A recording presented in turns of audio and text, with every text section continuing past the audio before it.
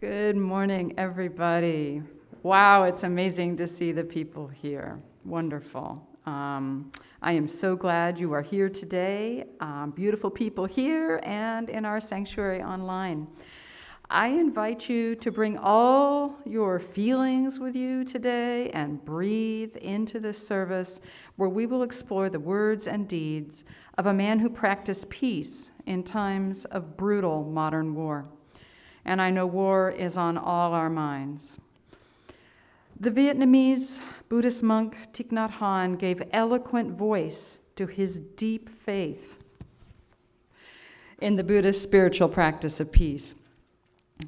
As an absolute believer in books and libraries myself, and our theme this month is faith, I especially loved his description of a night at age 36 where he both lost and found himself at the library. And this is not a setting perhaps we think of Thích Nhất Hạnh being in. He says, and these are his words, "I was browsing on the 11th floor of Butler Library." I believe that's Yale, Princeton. "I saw a book that concerned the area of my research. I slid it off the shelf. I held it in my two hands. It was large and heavy. I read that it had been published in 1892. On the back cover was a slip of paper that recorded the names of borrowers and the dates that they had taken it out of the library. The first time it had been borrowed was in 1915. The second time was in 1932. I would be the third. Can you imagine? I was only the third borrower on October the 1st, 1962. For 70 years, only two other people had stood in this same spot I now stood, pulled the book off the shelf, and decided to check it out. I was overcome with the wish to meet these two people. I don't know why, but I really wanted to hug them, but they had vanished. And I soon would disappear." Standing in the library, a feeling comes over him, these are not his words, of completely losing his individual identity in place and time. And then his sense of self returned, but forever altered by a new sense of life. Thích Nhất Hạnh notes, quote, "Some life dilemmas cannot be solved by study or by rational thought. We just live with them, struggle with them, and become one with them. To live, we must die every instant. We must perish again and again in the storms that make life possible. Let's bring our storms, our hopes, and our commitment to peace in our time together today."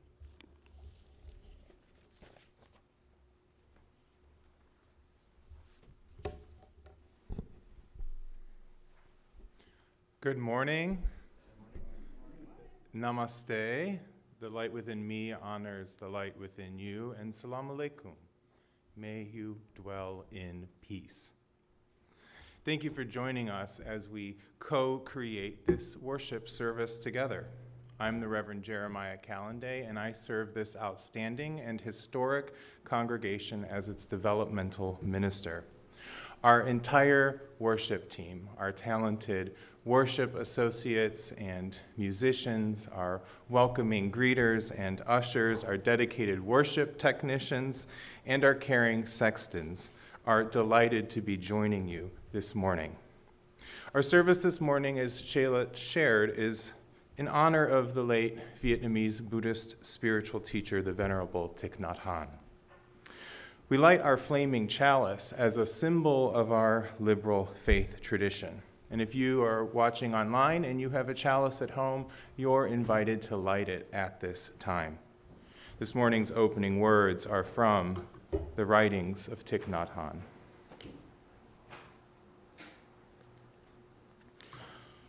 Around us, life bursts with miracles.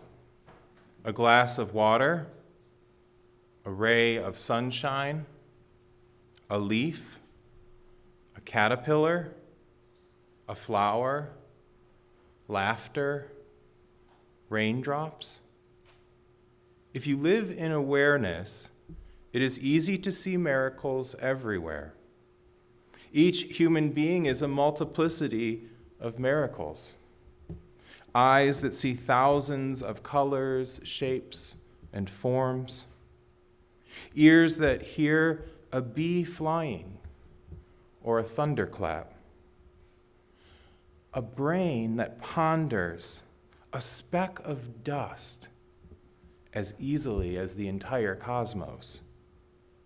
A heart that beats in rhythm with the heartbeat of all beings.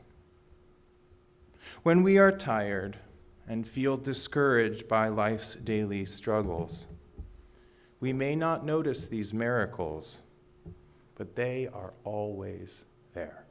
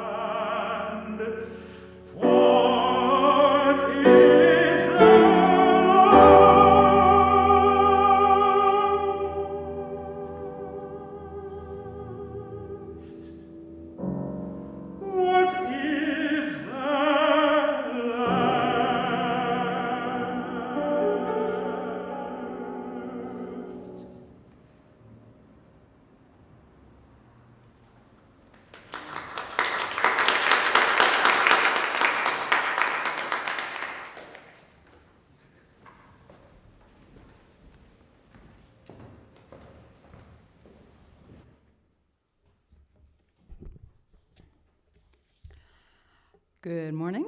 I am Chela Metzger, your worship associate for today.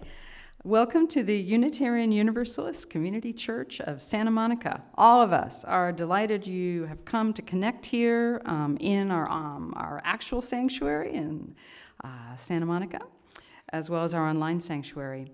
If you are new to the UU community, please know that while our building is really still closed for the larger church services and events, we are now open for small and medium-sized events, and there are many ways to learn about us and become more involved.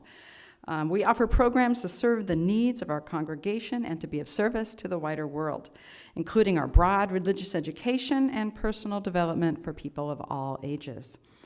We also join other social justice advocates in community activism that contributes to the justice and harmony of our world. Unitarian Universalism is not defined by creed or by dogma, but is guided by principles that affirm the worth and dignity of every person and encourage an individual search for truth and for meaning. We honor the wonder of existence, and we believe we are all connected to each other and to the interdependent webs of life. Our beliefs are drawn from scriptures, from science, nature, philosophy, personal experience, and ancient traditions. We are an open, affirming, and welcoming congregation, diverse in backgrounds, identities, spiritualities, and philosophies of life. We are also a dedicated peace site.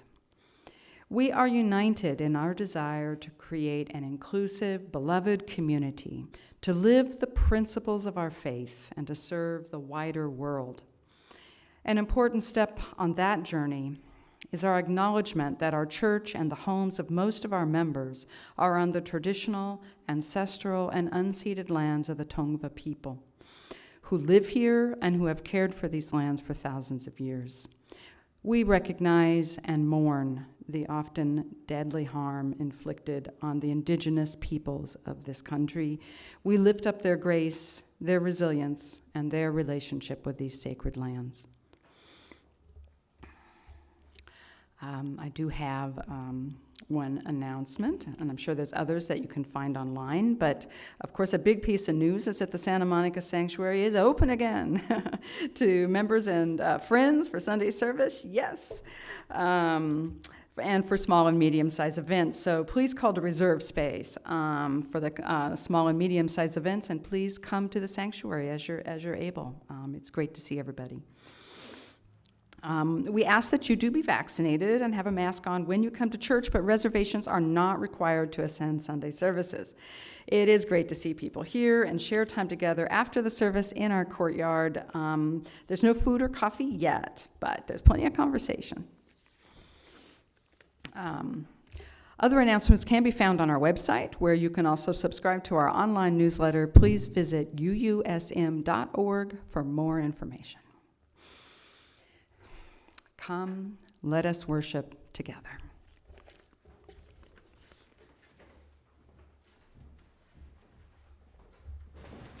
Hi, good morning, everyone. We invite you to rise in body or in spirit and open your hymnals to number 183. And you're invited to, for now, come along with us.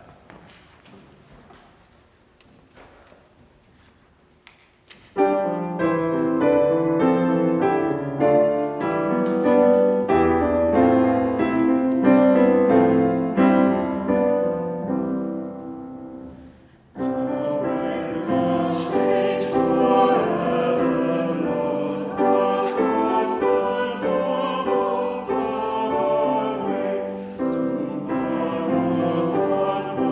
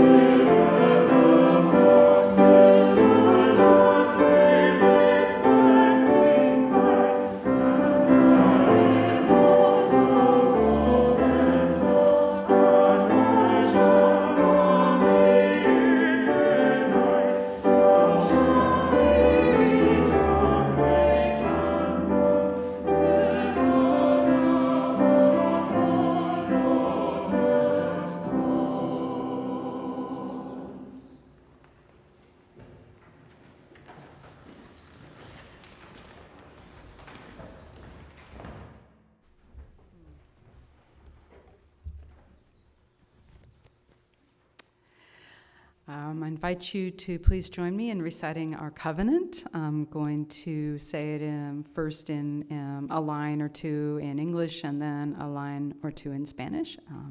Please follow along as you're able. Love is the doctrine of this church. El amor es la enseñanza de esta iglesia. The quest for truth is its sacrament, and service is its prayer. Buscar la verdad es su sacramento y el servicio es la oración. To dwell together in peace, to seek knowledge in freedom, vivir juntos en paz, buscar el conocimiento en la libertad, to serve humankind in fellowship, servir a la humanidad en comunión. Thus do we covenant with each other. Así es como convenimos unos a otros.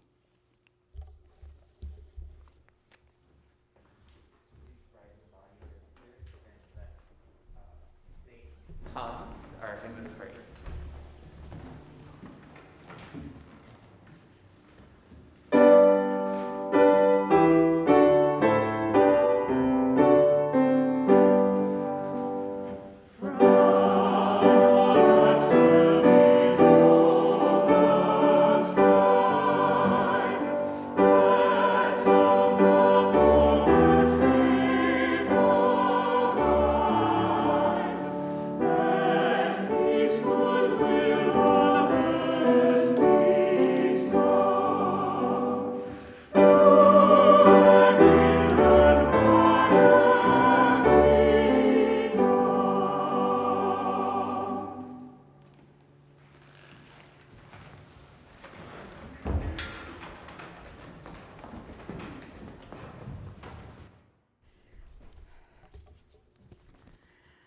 All right, now it's our time for all ages.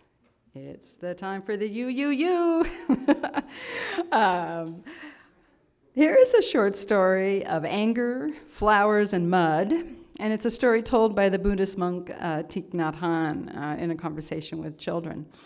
A little girl asked him, "What should I do to let my anger out when I am mad?" The monk asked her if she felt the anger came from outside of her, and now she wanted it to go away again. And she said yes. And he asked her, "Are you sure the anger came from outside of you?"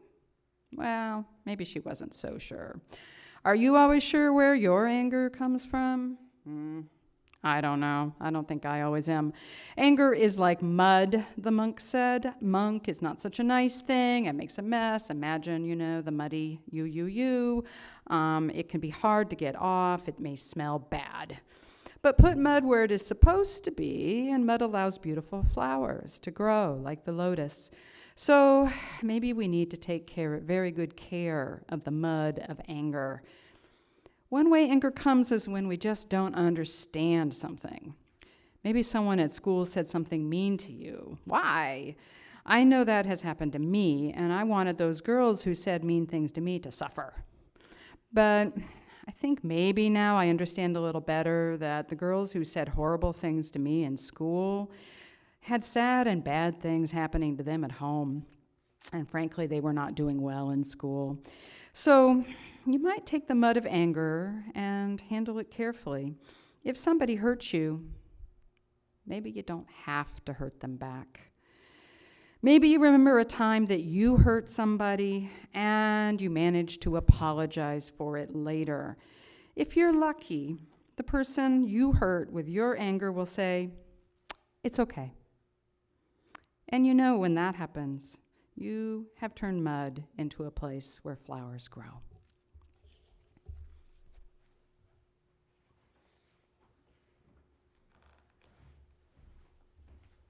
Join us for the song of blessing. You may rise in body or I invite you to rise in body or in spirit. And this is number 193. And we invite you to hum along with us.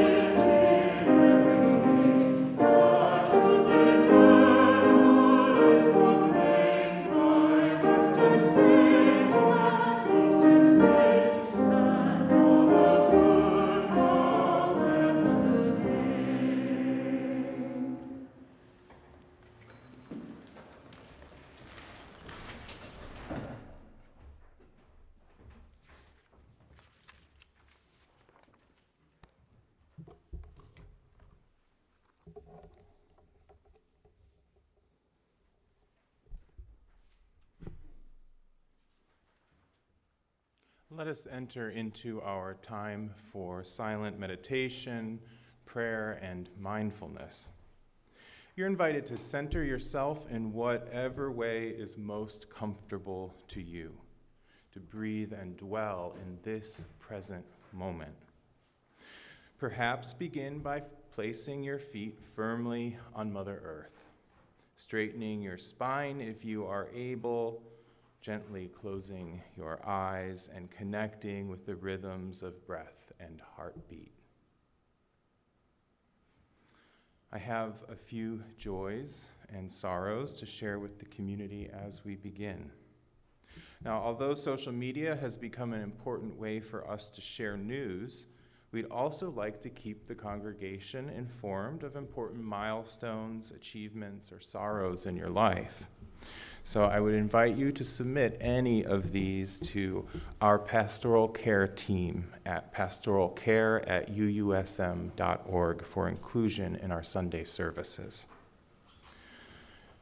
First, I would like to share that Norm Ritchie will be having surgery tomorrow to remove a growth on his left kidney that is most likely malignant. It was caught early, so he most likely will not need further treatment. He will be in the hospital overnight and, barring any complications, will be discharged Tuesday morning for about a 2 to 4 week recovery period. If the Spirit so moves you, he would love a text or email.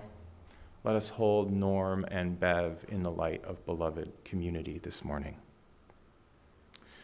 I'd also like to share a joy that Glenn Howell celebrated with his family on his 90th birthday. His sister, who also has the same birthday, helped him celebrate. We wish you both a happy belated birthday and a hope for a good year ahead. Let us hold Glenn and his sister and their family and friends in the light of our beloved community this morning. Our mindfulness prayer is adapted from Living Buddha, Living Christ by Thích Nhất Hạnh. Let us listen to his teachings. Peace is already present to some extent. The problem is whether we know how to touch it. Conscious breathing is the most basic Buddhist practice for touching peace. I would like to offer you this short exercise. Breathing in, I calm my body. Breathing out, I smile. Dwelling in the present moment, I know this is a wonderful moment. Breathing in, I calm my body. This is like drinking a glass of ice water. You feel the cold, the freshness permeate your body. When I breathe in and recite this line, I actually feel the breathing calming my body, calming my mind. Breathing out, I smile. You know the effect of a smile. A smile can relax hundreds of muscles in your face and relax your nervous system. A smile makes you master of yourself. That is why the Buddhas and the Bodhisattvas are always smiling. When you smile, you realize the wonder of a smile. Dwelling in the present moment. While I sit here, I don't think of somewhere else, of the future or the past. I sit here and I know where I am. This is very important. We tend to be alive in the future, not now. We say, wait until I finish school and get my PhD degree, then I will be really alive. When we have it, and it's not so easy to get, we say to ourselves, I have to wait until I get a job in order to be really alive. And then after a job, a car. After the car, a house.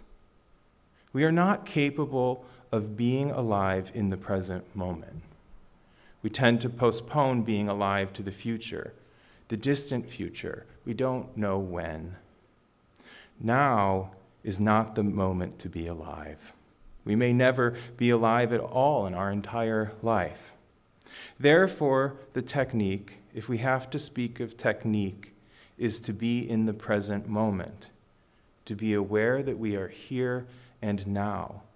The only moment to be alive is the present moment.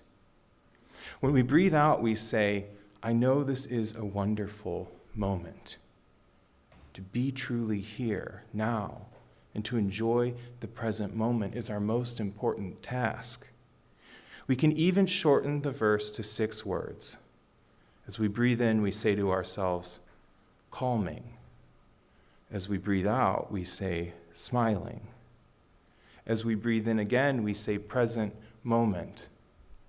As we breathe out, wonderful moment. Practice in this way can help us touch peace right away. We don't have to wait for any other condition to be present. So let us meditate this morning in this way, in honor of the majesty of peace in this profound life. Breathing in, calming. Breathing out, smiling. Breathing in, present moment. Breathing out, wonderful moment. Let us breathe like this for a few brief minutes together.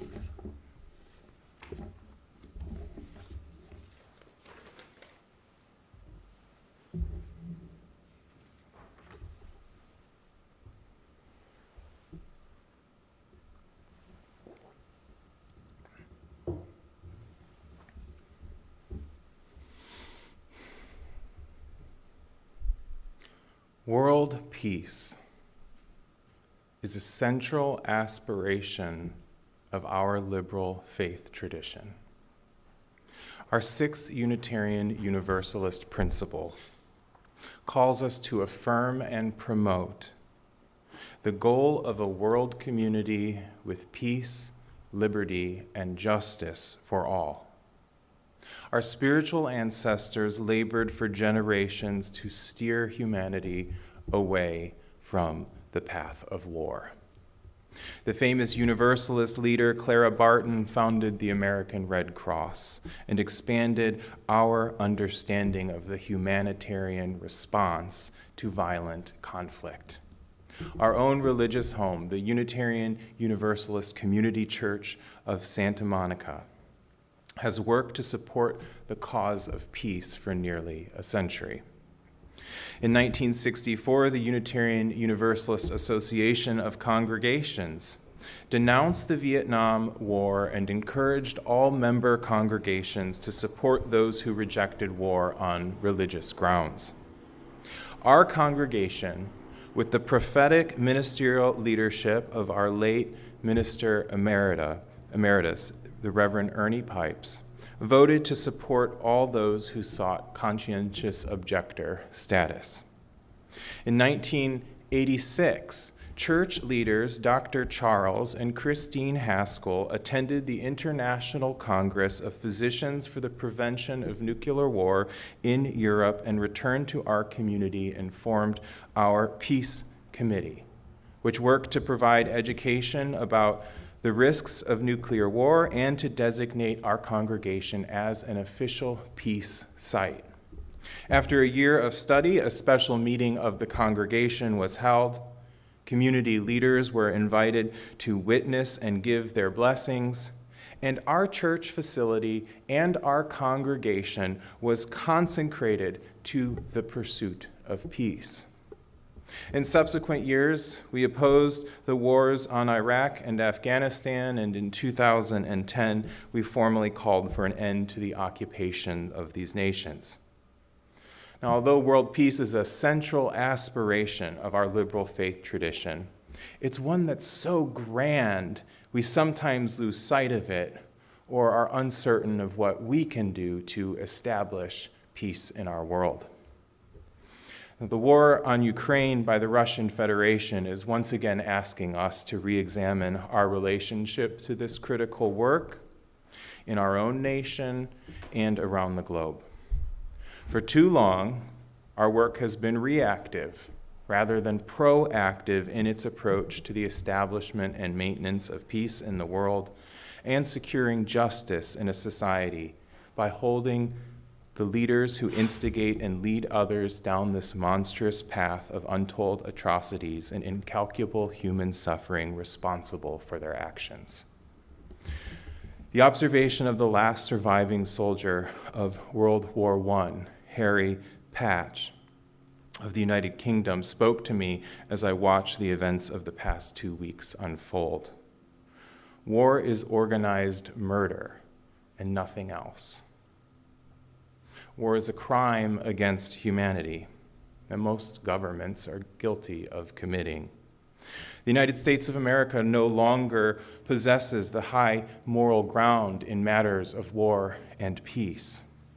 The Russian Federation is behaving exactly as our own government behaved during the invasions, wars, and occupations of Iraq and Afghanistan.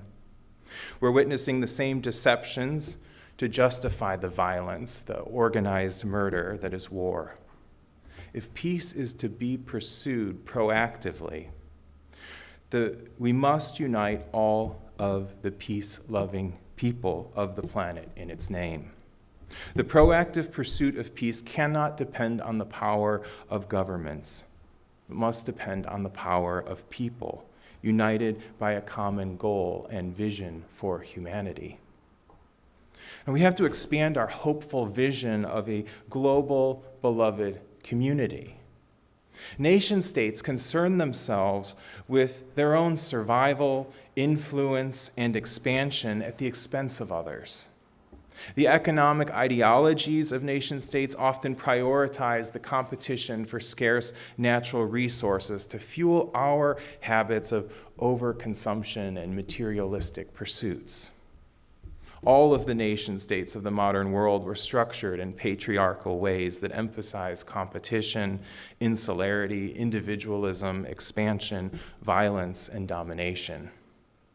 I think it's important to note in the midst of what I would like to call Women's Herstory Month, that feminism offers alternative paradigms to rebalance our societies so they exist in greater harmony with each other and with the natural world. The feminist critique prioritizes interdependence, empathy, mutuality, power with listening, cooperation.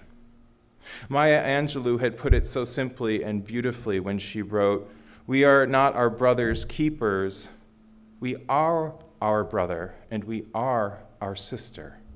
I would add that we are our non-binary and genderqueer siblings as well.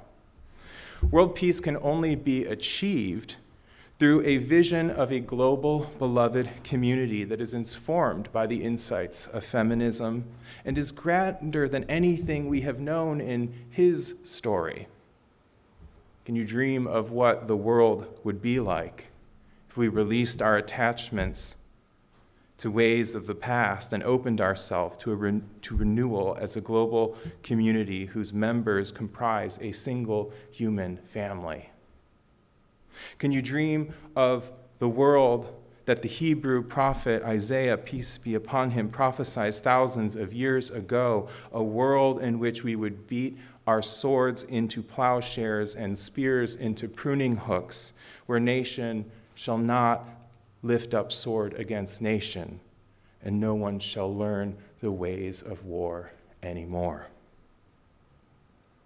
Now, as we consider what it would take to bring global peace into being, we lift up and celebrate the life and teachings of peace activist and revered Buddhist monk Thích Nhất Hạnh. Born in 1926, he lived a distinguished life as an author, spiritual teacher, and activist in service to mindfulness and interreligious dialogue and peace. Beloved to many Unitarian Universalists, we mourn his death and we turn to his life and teachings in this time of global conflict. Thích Nhất Hạnh was forced from his home at a young age for opposing the war in Vietnam on religious grounds. This experience inspired him to critique the traditions of Buddhism that removed themselves from the events of the world in search of a personal enlightenment. He's widely credited with founding Engaged Buddhism as a way to unite the traditional religious teachings of Buddhism with the work of progressive social change. In 1965, he wrote a letter entitled "In Search of the Enemy of Man" to the Reverend Dr. Martin Luther King Jr. And in it, he explored the real enemies to be addressed in the pursuit of human rights and peace. He wrote, "Our enemies are not man. They are intolerance, fanaticism, dictatorship, cupidity, hatred, and discrimination, which lie within the heart of man. I also believe with all my being that the struggle for equality and freedom you lead in Birmingham, Alabama, is not aimed at the whites, but only at intolerance, hatred, and discrimination. These are the real enemies of man, not man himself. In our unfortunate fatherland, we are trying to yield desperately. Do not kill man, even in man's name. Please kill the real enemies of man, which are present everywhere in our very hearts and minds." In 1966, Thích Nhất Hạnh met with Dr. King and explored the intersectionality of the movements for civil rights and peace. And the following year, Dr. King preached his famous Beyond Vietnam, a time to break the silence sermon opposing the Vietnam War at the Riverside Church in New York City, and subsequently nominated Thích Nhất Hạnh for the Nobel Peace Prize. In his letter to the Nobel Committee, Dr. King wrote, "The Venerable Nhất Hạnh is an apostle of peace and nonviolence, cruelly separated from his own people while they are oppressed by a vicious war which has grown to threaten the sanity and security of the entire world." Can we relate? Because no honor is more respected than the Nobel Peace Prize, Conferring that prize on Nhat Hanh would itself be the most generous act of peace. It would remind all nations that people of goodwill stand ready to lead warring elements out of an abyss of hatred and destruction. It would reawaken people to the teachings of beauty and love found in peace. It would help to revive hope for a new order of justice and harmony. He traveled the world counseling statesmen, religious leaders, scholars, and writers, and enlisted their support. His ideas for peace, if applied, would build a monument of ecumenism to world fellowship, to humanity. Dr. King's advocacy was met with adversity, and the Nobel Committee decided not to make an award that year. The Vietnam War would continue unabated for nearly another decade. Thich Nhat Hanh had taught that the pursuit of peace had to begin with the individual and the spiritual practice of mindfulness. It was through mindfulness, dwelling deeply in the present moment, that we could learn to be in touch with our deepest humanity and that of others and the wonders of the natural world. Peace is present right here and now, he writes, in ourselves and in everything we do and see. Every breath we take, every step we take can be filled with peace, joy, and serenity. The question is whether or not we are in touch with it. We need only to be awake, alive in the present moment. The spiritual practice of mindfulness asks us to come alive to the peace that pervades life, and it asks us to embrace the reality of suffering. He counsels, do not avoid contact with suffering or close your eyes before suffering. Do not lose awareness of the existence of suffering in the life of the world. Find ways to be with those who are suffering by all means, including personal contact and visits, images, sounds. By such means, awaken yourself and others to the reality of suffering in the world. If we get in touch with the suffering of the world and we are moved by that suffering, we may come forward to help those who are suffering. End quote. Awareness, he says, is like the sun. When it shines on things, they are transformed. So it's through this practice of mindfulness that we can dwell in the moment, experiencing reality as it is, and then hold the whole of it with our presence and with our compassion. We often think of peace as the absence of war, he continues. That if powerful countries would reduce their weapon arsenals, we could have peace. But if we look deeply into the weapons, we see our own minds, our own prejudices, fears, and ignorance. Even if we transport all of the bombs to the moon, the roots of war and the roots of the bombs are still there in our hearts and minds, and sooner or later we will make new bombs. To work for peace is to uproot war from ourselves and from the hearts of people. To prepare for war, to give millions of people the opportunity to practice killing day and night in their hearts, is to plant millions of seeds of violence, anger, frustration, and fear that will be passed on for generations to come. The roots of war are in the ways that we live our daily lives, the ways that we develop our industries, build up our society, and consume goods. The real weapons we must address, according to his teachings, are our own minds and the seeds that we individually and collectively plant and water therein. Through disciplined mindfulness, dwelling in the moment, in reality as it is, we can become more aware of what we are planting and nurturing in the gardens of our beings. Mindfulness can also help us come to know our interdependence with all of existence more intimately. Our seventh Unitarian Universalist principle affirms the interconnected web of all existence of which we are a part. And Thích Nhất Hạnh helps to make this real to us in his teachings on interbeing.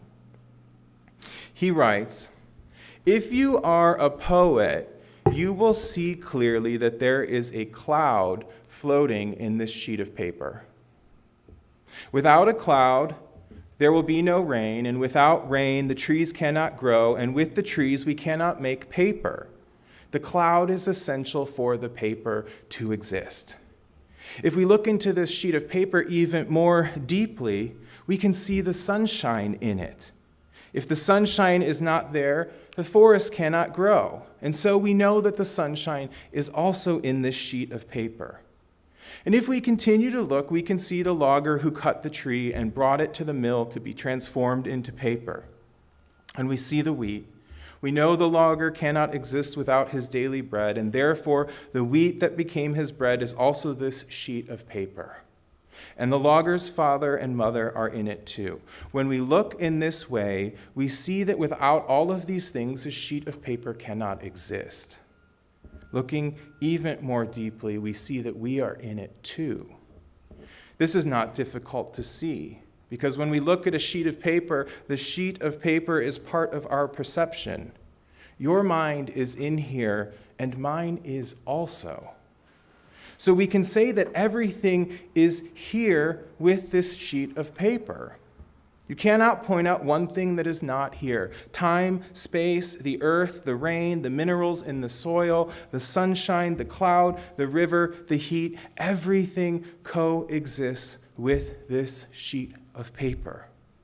As thin as this sheet of paper is, it contains everything in the universe in it.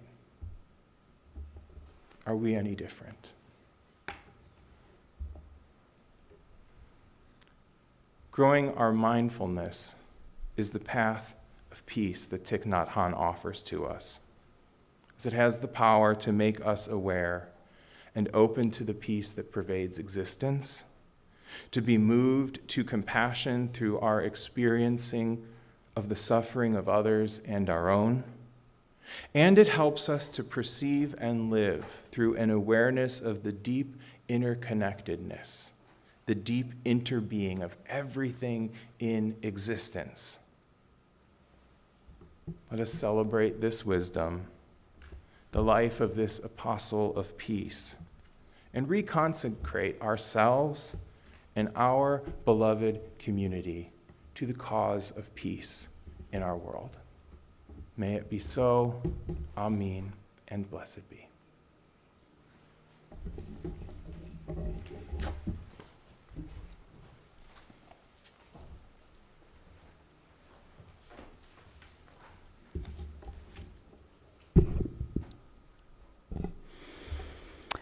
We come together in this church for more than ourselves. This month, with our hearts with the people of Ukraine, we share 50% of our offering with the International Rescue Committee, or IRC's work with Ukraine. As their website notes, the International Rescue Committee, IRC, helps people affected by humanitarian crises, including the climate crisis, to survive, recover, and rebuild their lives. Founded at the call of Albert Einstein in 1933, the IRC is now at work in over 40 crisis-affected countries, as well as communities throughout Europe and the Americas. Right now, the IRC provides crucial support for Ukrainian refugees. The IRC is demanding all those hurt by Russia's war against Ukrainian people be given refuge no matter what their nationality and no matter what their race. The International Rescue Committee directly assists countries accepting Ukrainian refugees with survival supplies. For example, Poland, which is now preparing to care for 1 million refugees. So there are many ways to give. You can give through our website at uusm.org by clicking the Make a Donation button, or by scanning the QR code on your screen if you are in our online sanctuary with your smartphone.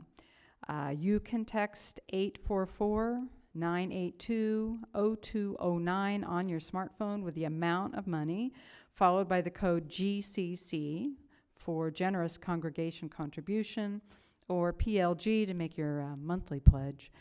You can still make out a check, absolutely, to the church for any of these fundraising goals. You can get the address and how to make out the check online, or give us a call. We also have a little contribution box somewhere in the sanctuary here for any who want to give that way. Your generous contributions support the work and communities we all hold dear. Thank you so much.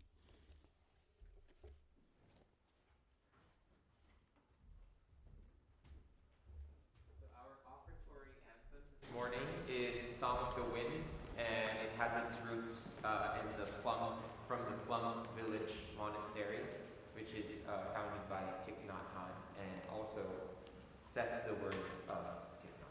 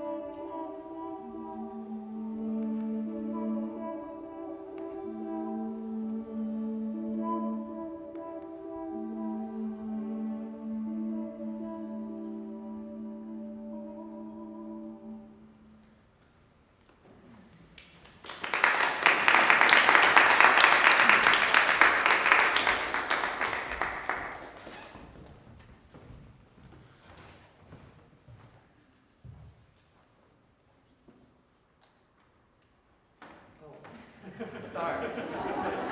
I blanked out. Please rise in body or in spirit and join us in our closing hymn, 181, no matter if you live now far or near, and you may hum along with us.